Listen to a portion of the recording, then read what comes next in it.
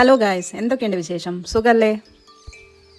നേരത്തെ കാലത്തെ വരണേ കാമ, കുഞ്ഞാങ്ങൾ താറാട്ടിന് പോണേ കാമ, പോലും പോലമ കുത്തില്ലത്ത് കന്നി കുഞ്ഞി കന്നി ഇന്തൊല ചുട്ട് കരിക്കും കന്നി ഇന്തൊല പന്തല്ലി ഇരുത്തും കന്നി.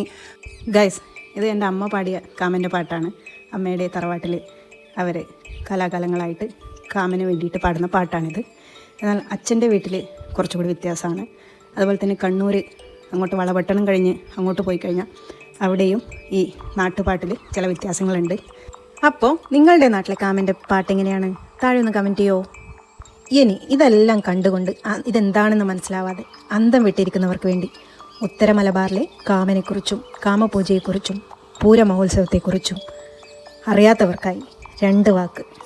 ഉത്തര മലബാറുകാർ മീനമാസത്തിലെ കാർത്തിക നാൾ തൊട്ട് പൂവിട്ട് ആദ്യം കാമനെ വരവേൽക്കുന്നത് ഇങ്ങനെ കിണറ്റിൻകരയിലാണ്.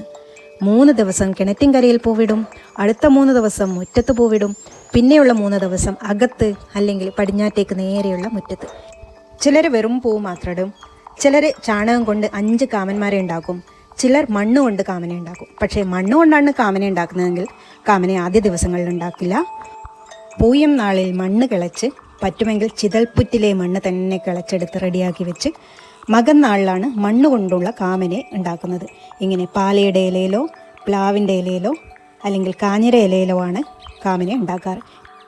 ചെമ്പകപ്പൂവ് കൊണ്ട് കുട കുത്തി, കുന്നിക്കുരു കൊണ്ട് കണ്ണ് വെച്ച്, മുരിക്കിൻ പൂവ് കൊണ്ട് ചുണ്ട് വെച്ച്, കിളിയെണ്ണി പൂവ് കൊണ്ട് അരമട തീർത്ത് ഇതൊക്കെ ഇട്ട് അലങ്കരിച്ചാണ് കാമനെ മണ്ണിലൊരുക്കുന്നത്. ഇനി പൂവ് കൊണ്ട് മാത്രമാണ് കാമനെ ഒരുക്കുന്നതെങ്കിൽ ഇതുപോലെ പാലയിലയിലോ പ്ലാവിൻ്റെ ഇലയിലോ കാഞ്ഞിര ഇലയിലോ പൂവിടും.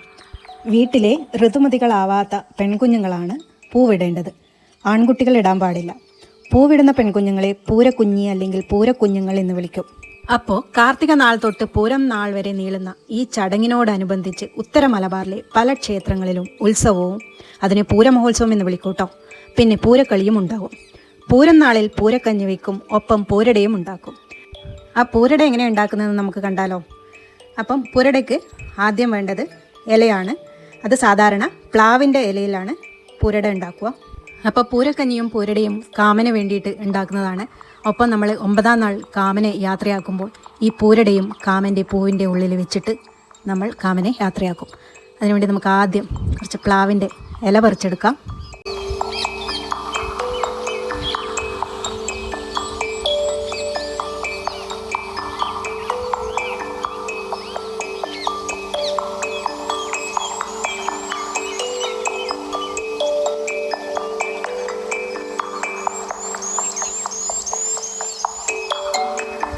ഇനി സാധാരണ നമ്മൾ കുഴക്കട്ട ഉണ്ടാക്കുന്നത് പോലെ അരിപ്പൊടി എടുക്കുക.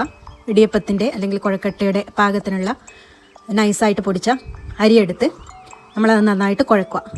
ഒറ്റ കാര്യം, ഇതിൽ ഉപ്പിടാൻ പാടില്ല. ഉപ്പ് കാമന് നിഷിദ്ധമാണ്. അതുകൊണ്ടാണ് കാമനെക്കുറിച്ചുള്ള ആ പാട്ടിൽ ആ പ്രയോഗം വന്നത്. എന്താണ് ആ പ്രയോഗം? തെക്കരെ വീട്ടിൽ പോകല്ലേ കാമ, തെക്കർ നിന്നെ ചതിക്കും കാമ, ഉപ്പിട്ട കഞ്ഞി തരും കാമ എന്നിങ്ങനെ പോകുന്നു ആ പാട്ടിലെ വരികൾ. അത് പലയിടത്തും പല രീതിയിലാണ് പാടുന്നത്. ഓക്കെ, തെക്കരെ ചതിക്കോ ഇല്ലയോ എന്നൊന്നും പറയാൻ ഞാൻ ആളല്ല. കണ്ണൂർ കോഴിക്കോട് കഴിഞ്ഞാൽ ബാക്കിയെല്ലാം കണ്ണൂരുകാർക്ക് തെക്കന്മാരാണ്.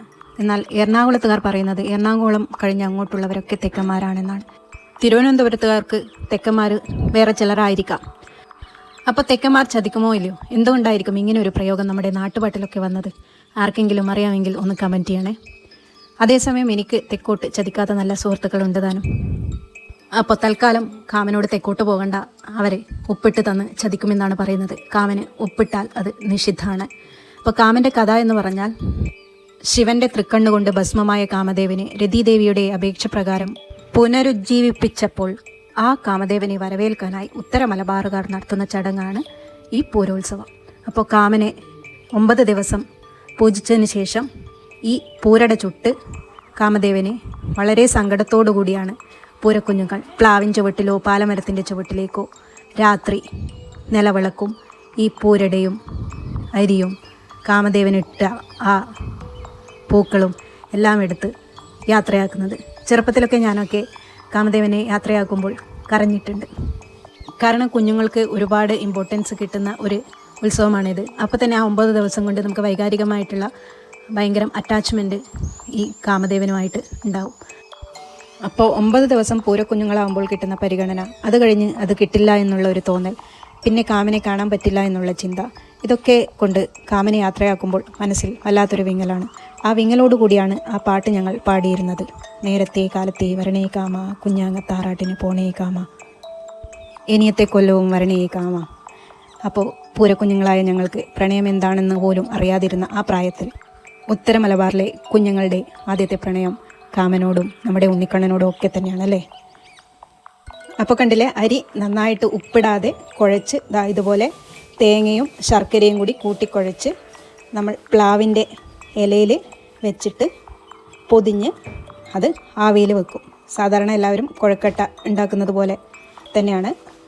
പക്ഷേ കുഴക്കട്ടയിൽ ചിലപ്പം പഞ്ചസാര ഇടും, ഇവിടെ ശർക്കര തന്നെ വേണം. അതുപോലെ തന്നെ ഇത് എന്തായാലും പ്ലാവിൻ്റെ ഇലയിൽ പൊതിയണം. ഇല്ലെങ്കിൽ ഇങ്ങനെ ഉരുട്ടി ഉണ്ടാക്കുന്നില്ലെങ്കിൽ പ്ലാവിലയിൽ നമ്മൾ ഇലയുടെ പരത്തുന്നത് പോലെ നേരത്തെ കണ്ട പോലെ പരത്തിയിട്ട് അതിൻ്റെ ഉള്ളിൽ ശർക്കരയും തേങ്ങയും നിറച്ചിട്ട് അത് ആവിയിൽ വെക്കും. ഇതിനെയാണ് നമ്മൾ പൂരട എന്ന് പറയുന്നത്. അപ്പോൾ ഇനി ഇത് ഏകദേശം എല്ലാം ഉരുട്ടിയെടുത്തിട്ടുണ്ട്. ഇനി നമുക്കിത് പാത്രത്തിലേക്ക് ആവി കയറ്റാൻ വേണ്ടി വെക്കാം.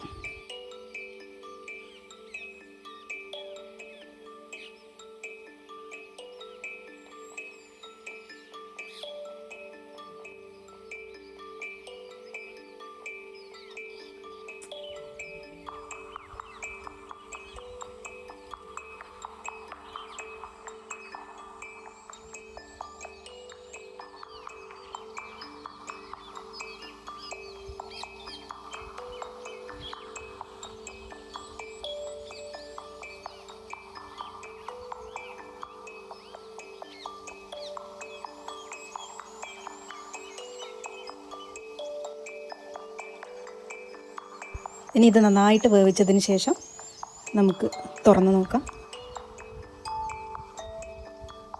പണ്ട് കാലത്ത് അടുപ്പിൽ തന്നെയാണ് ഉണ്ടാക്കിയിരുന്നത്. ഇപ്പോൾ പിന്നെ ഗ്യാസിന് ക്ഷാമമൊക്കെ അല്ലേ, അതുകൊണ്ട് നമ്മൾ അടുപ്പിൽ തന്നെയാണ് ഉണ്ടാക്കുന്നത്. അപ്പോൾ അടുപ്പിലിങ്ങനെ തുറന്ന സ്ഥലത്ത് ഉണ്ടാക്കുമ്പോൾ ഒരു പ്രത്യേക സുഖവും തന്നെയാണ്. ഇത് നമ്മുടെ പൂരയുടെ ഏകദേശം റെഡിയായി വന്നു. അപ്പോൾ നിങ്ങൾ ഈ പൂരത്തിന് ഇങ്ങനെ തയ്യാറാക്കി നോക്കൂ. എല്ലാവർക്കും എൻ്റെ ഹൃദയം നിറഞ്ഞ പൂരാശംസകൾ. Thank you. എൻ്റെ വീഡിയോ ഇഷ്ടപ്പെടുവാണെങ്കിൽ ഒന്ന് ലൈക്ക് ചെയ്ത് സബ്സ്ക്രൈബ് ചെയ്യണേ. വീണ്ടും നല്ലൊരു വീഡിയോ ആയിട്ട് വരുന്നത് വരെ ബൈ. Thank you.